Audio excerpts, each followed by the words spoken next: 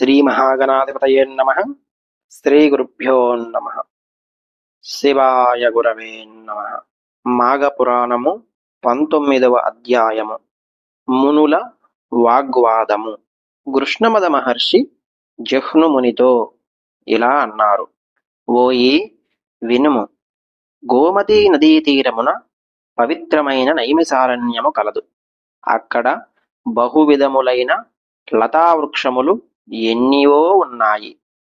అక్కడ ఉత్తములైన తపోధనులెందరో నివసిస్తూ ఉంటారు. తమకు నచ్చిన తపమును యాగమును చేసుకుంటూ ఉంటారు. జ్ఞానము, వైరాగ్యము, ఇంద్రియ నిగ్రహము కలిగి సర్వోత్తములైన వారిలో పరస్పరము నేనెక్కువ అంటే నేనెక్కువ అని వివాదము కలిగింది. భృగు మహర్షి, నేను తపోనిష్ఠుడను, యోగీశ్వరుడను, నన్ను మించిన వారు ఎవరూ లేరు అన్నాడు. గౌతముడు, నేను అందరికంటే పెద్దవాడను, బ్రహ్మకల్పము పూర్తియగు వరకు తపమును చేసిన వాడను, నేనే గొప్పవాడిని అని అన్నాడు. లోమసుడను ముని, నాకు సమానుడు ఈ ప్రపంచంలో లేడు, నేను మునులకు గురువును అని ప్రకటించుకున్నాడు. గార్గ్యుడను ముని సభలో నిలబడి, వేద శాస్త్రములన్నీయూ నాకు వచ్చును, కావున నేనే ఉత్తముడను అని అన్నాడు. మాండవ్యుడు, నేను కర్మలను ఏమరకుండా యథాకాలముగా చేయుతును, నిత్య కర్మలాచరింతును, అన్ని శాస్త్రములను చదివిన వాడను, నాకంటే ఉత్తముడు ఎవరు అని గర్జించాడు. శంతనుడను ముని, నేను యోగాభ్యాసము చేయువాడను, ఆత్మజ్ఞానిని, ఏకాగ్రత కలవాడను, నన్ను మించిన వాడు ఎక్కడున్నాడు అని అన్నాడు. పాలస్త్యుడను ముని లేచి, నేను వేదములు శాస్త్రములు అన్నీ నేర్చిన వాడను, పెద్దలు కూడా నన్నే గౌరవింతురు, కాబట్టి నేనే అధికుడను అని అన్నాడు. శౌనకుడు, ఆత్మవేత్తలలో నేను మొదటివాడను, నాకంటే పూజ్యులెవరూ లేరు అని అన్నాడు. ఆ మునివరులు తమ తమ గొప్పదనమును బిగ్గరగా ఎవరికి వారే చెప్పుకుంటున్నారు. కొందరు కోపమును పట్టజాలక భృగు మహర్షి వద్దకు వచ్చి వాని జడలను లాగి పిడికిళ్ళు బిగించి కొట్టారు. ఒకరినొకరు దూషించుకున్నారు, కొట్టుకొన్నారు, దండములను ఛత్రములను లాక్కున్నారు, కోలాహలమును పెంచారు. ఇలా వారు పరస్పరము వివాదపడుచుండగా కలహప్రియుడైన నారదుడు అక్కడికి వచ్చాడు. కలహించుకొనుచున్న వారిని మరింత ఉద్రేకపరిచాడు. వైకుంఠమును చేరి శ్రీహరికి ఈ విషయమును విన్నవించాడు. శ్రీహరి, నారద, ఆ మునులు జ్ఞానులైనను నా మాయకు లోబడి కలహించుకొన్నారు. వీరి వివాదము ఉపాయముచే ఉపశమించజేయాలి అని అన్నాడు. నాకిష్టులైన సనక, సనందన, సనత్కుమార, సనత్సుజాతులను వారిని వివాదపడుచున్న మునీశ్వరుల వద్దకు పంపు. వీరు నలుగురును ఎల్లప్పుడూ 5 సంవత్సరముల వారిలాగానే ఉంటారు. వీరి బాల్యమున చతుర్యుగములెన్నియో మార్లు గడిచినవి. వీరితో పాటు వృద్ధుడు, బుద్ధిశాలియగు మార్కండేయుని కూడా పంపుతాను. అతడు 7 మహాకల్పములు జీవించువాడు. మునులకు మార్కండేయునకు వివాదము జరుగును. నారద, నీవు అతడకు పోయి చూడు అని పంపాడు. మార్కండేయ మహర్షి వివాదపడుతున్న మునుల వద్దకు వచ్చాడు. కొత్తగా వచ్చిన మార్కండేయ మహర్షిని చూచి వివాదపడుతున్న మునులు వివాదమును ఆపి అస్పష్టములైన మాటలతో వానికి గౌరవమును చూపారు. మార్కండేయుడు వారినందరినీ కుశల ప్రశ్నలతో శాంతపరిచాడు. ఇలా కొంతకాలము గడిచింది.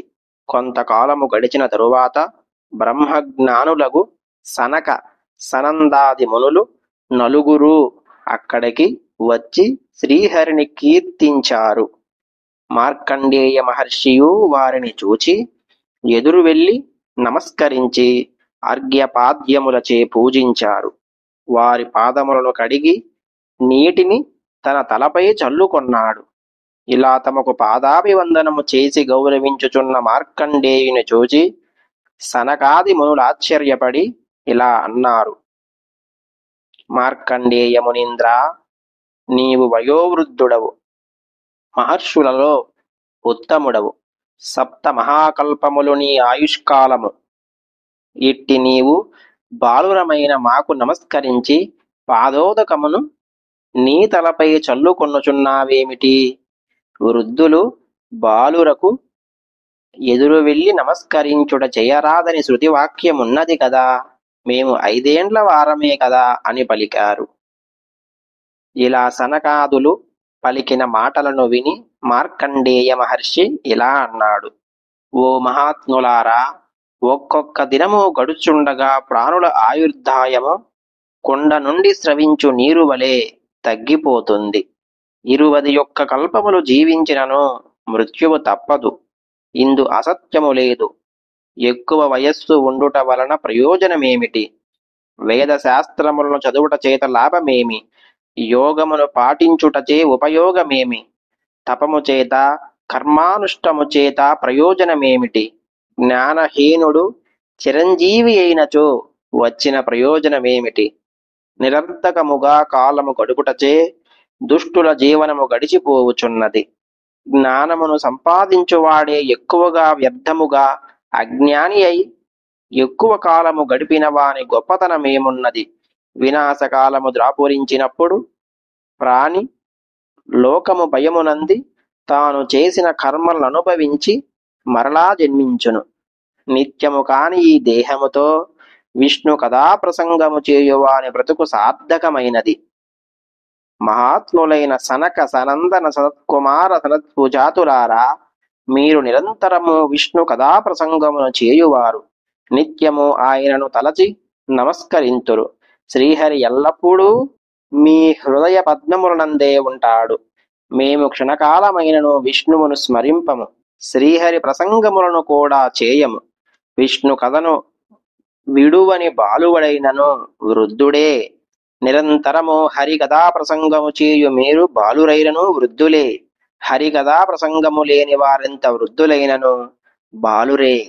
కావున మాకంటే మీరే గొప్పవారు అని మార్కండేయ మహర్షి సమాధానము ఇచ్చాడు. మార్కండేయుని మాటలను విని సనకాది మహర్షులు శ్రీహరిని కీర్తించారు. వారి మాటలను వినుచున్న మునులు తమలో తాము ఎక్కువ తక్కువ అనుకొనుట మూర్ఖత్వమని గమనించి సిగ్గుపడ్డారు. వారందరూ మార్కండేయ మహర్షికి సనకాది మునులకు పాదాభివందనం చేశారు. మేము మీ వలన విష్ణు కథా ప్రసంగపు విలువను తెలుసుకొన్నాము.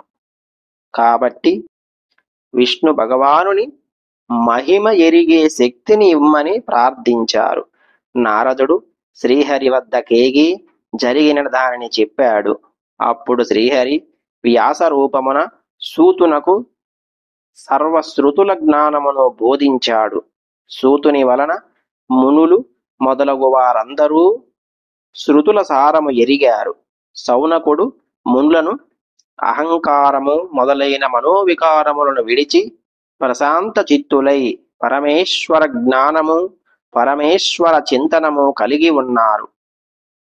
హరకేయూరాది భూషణములు తమ తమ విభిన్న రూపములనందినను కరిగిపోయి తుదకు తమ మూలధాతువైన స్వర్ణముగా అయినట్లుగా ప్రాణులను తమ తమ కర్మ విశేషము అనుసరించి వివిధ రూపములు పొంది తుదకు పరమాత్మ భావనమునే చేరును. వేదాంగములను సర్వశాస్త్రములను అభ్యసించి పరమాత్మ మహత్యము ఎరిగి పరమాత్మ చింతనమును చేసి భగవదనుగ్రహము నొందుటయే జ్ఞానమునకు ఫలితము. మాఘమాసాది వ్రతములు భగవత్ చింత నేను నిరంతరముగా అలవాటు చేసి జీవులను తరింపజేస్తాను. జహ్నుమునీశ్వర, మాఘమాస వ్రతాచరణ భగవత్ చింతనమును జీవికి అలవాటు చేస్తుంది.